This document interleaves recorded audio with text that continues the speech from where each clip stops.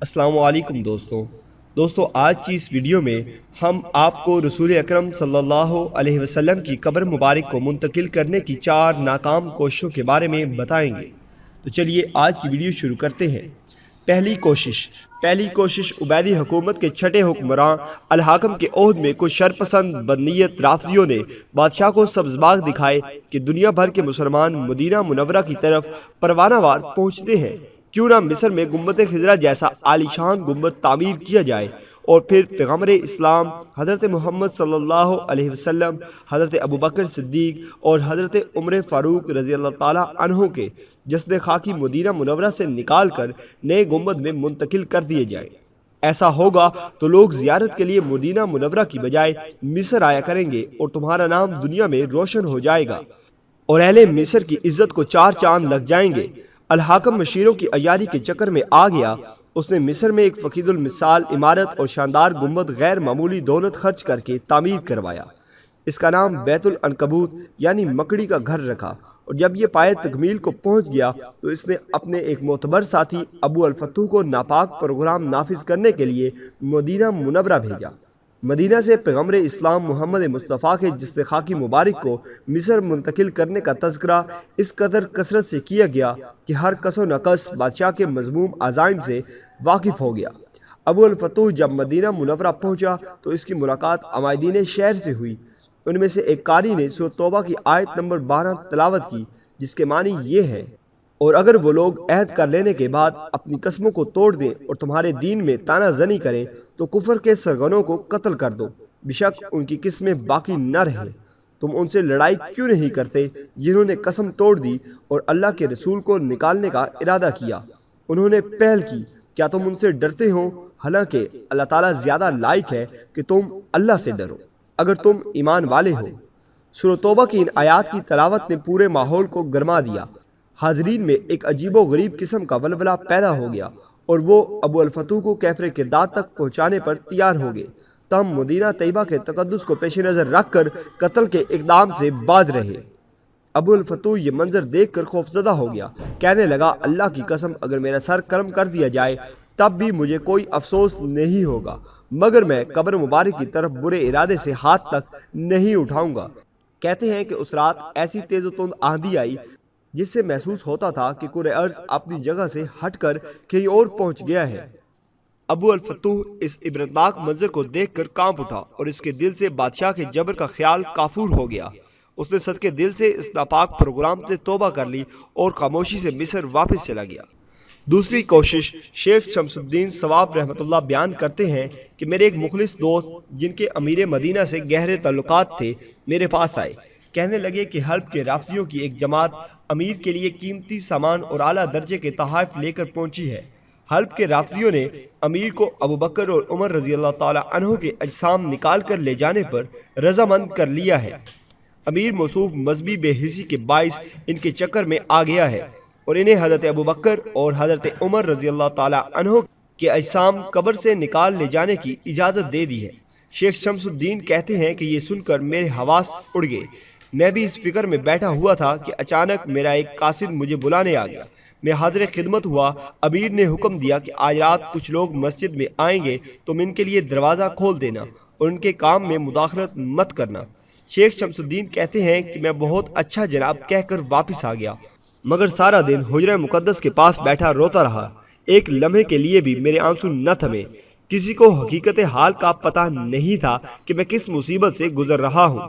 شیخ شمس الدین بتاتے ہیں کہ عشاء کی نماز سے فارغ ہو کر جب لوگ چلے گئے تو جب میں نے دروازہ اندر سے بند کر دیا، کچھ دیر بعد باب السلام جو امیر مدینہ کے گھر کے قریب سے تھا اسی طرف سے وہ لوگ آئے۔ انہوں نے دروازہ کھٹکھٹایا۔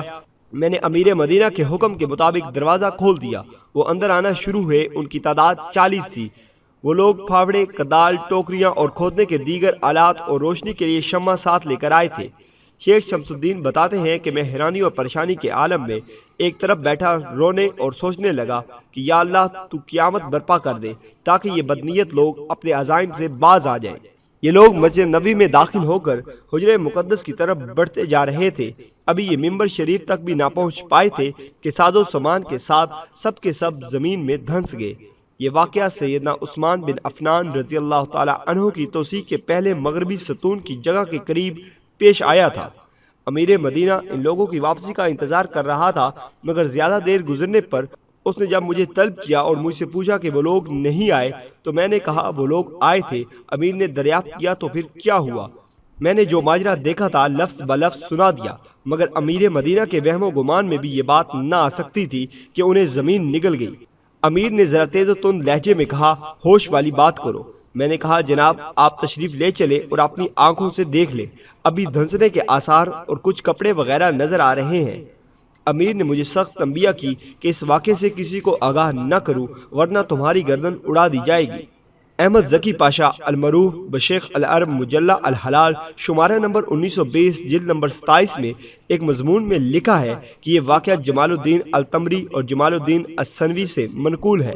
احمد ذکی پاشا کا کہنا ہے کہ جن مورخین نے نور الدین اور ان کے معاصرین اور جانشینوں کے حالات قلم بند کیے ہیں انہوں نے اس سنجیدہ واقعے کا کوئی بھی ذکر نہیں کیا، اس لیے ان کے خیال میں یہ واقعہ ایک بے بنیاد جھوٹی من گھڑت داستان سے زیادہ کوئی وقت نہیں رکھتا۔ تاہم تاریخ مدینہ کے مصنف علی حافظ لکھتے ہیں کہ میرے نزدیک یہ واقعہ تھوڑی بہت تاریخی اہمیت ضرور رکھتا ہے۔ تیسری کوشش، یہ کوشش 1557 ہجری بمطابق 1162 عیسوی کے دوران سلطان نور الدین زنگی کے دور میں کی گئی۔ اس کے کرتا دھرتا نصرانی تھے۔ سلطان نور الدین زنگی رات کو تہجد پڑھ کر سو گئے۔ خواب میں نبی کریم صلی اللہ علیہ وسلم کو دیکھا۔ آپ صلی اللہ علیہ وسلم نے دو افراد کی طرف اشارہ کر کے کہہ رہے تھے کہ مجھے بچا لو، مجھے ان دونوں سے نجات دلاؤ۔ نور الدین زنگی گھبرا کر اٹھ بیٹھے، وضو کیا، نماز پڑھی اور پھر سو گئے۔ انہوں نے وہی خواب پھر دیکھا، پھر بیدار ہوئے، نماز پڑھی اور سو گئے۔ نور الدین زنگی نے تیسری بار پھر وہی خواب دیکھا تو اٹھ کھڑے ہوئے اور کہا کہ اب سونے کی کوئی گنجائش نہیں۔ نور الدین زنگی کا ایک خدا ترس وزیر جمال الدین الموصولی تھا۔ انہوں نے اس کے پاس پیغام بھیجا اور اسے اپنے ساتھ پیش آنے والے واقعے سے مطلع کیا۔ یہ سن کر جمال الدین نے سلطان سے کہا اب تمہارے یہاں بیٹھنے کی کوئی گنجائش نہیں، فوراً مدینہ منورہ کا رخ کرو اور اپنے خواب کو صیغہ راز میں رکھو۔ وزیر جمال الدین ان کی رفاقت میں مدینہ منورہ پہنچ گئے۔ وزیر نے مسجد میں اہل مدینہ سے ملاقات کی۔ انہوں نے کہا کہ سلطان نور الدین زنگی مسجد نبوی شریف کی زیارت کے لیے روانہ ہو گئے ہیں۔ سلطان نور الدین زنگی مدینہ منورہ پہنچ گئے اور انہوں نے اپنے خواب کا تذکرہ کسی سے نہ کیا۔ پہلی رات انہوں نے اپنے گھر میں گزاری۔ انہوں نے مشورہ کیا گتھی کو سلجھانے کے لیے کیا تدبیر اختیار کی جائے۔ بالآخر یہ طے پایا کہ شہر کے تمام لوگوں کو دعوت دی جائے اور ان میں انعامات تقسیم کیے جائیں۔ اس طرح مطلوبہ اشخاص کی پہچان کر کے انہیں گرفتار کر لیا جائے۔ چنانچہ وزیر نے اعلان کرایا کہ بادشاہ سلامت آئے ہوئے ہیں اور وہ اہل مدینہ کو انعامات سے نوازنا چاہتے ہیں، لہٰذا ہر آدمی آئے اور سلطان کی سخاوت سے فیضیاب ہو۔ لوگوں نے آنا شروع کیا، شاہی تحائف لے کر رخصت ہونے لگے۔ بادشاہ تحفے دیتے وقت ہر آدمی کو گہری نظر سے دیکھتا اور خواب میں دیکھی شکلوں کی تلاش کرتا۔ شہر کے چھوٹے بڑے امیر غریب سب آئے، سب نے شاہی تحائف وصول کیے، مگر جن کی جستجو سلطان نور الدین زنگی کو تھی وہ شکلیں نظر نہ آئیں۔ آخر میں سلطان نور الدین زنگی کے بار بار سوال پر لوگوں نے بتایا کہ بس مراکش کے 2 شہری باقی بچے ہیں، وگرنہ سب آ چکے ہیں۔ یہ لوگ کسی سے کچھ نہیں لیتے، یہ سالے لوگ ہیں، مالدار ہیں، خیر خیریت بہت زیادہ کرتے ہیں۔ یہ سن کر سلطان کا سینہ کشادہ ہو گیا اور انہوں نے کہا ان دونوں کو لایا جائے۔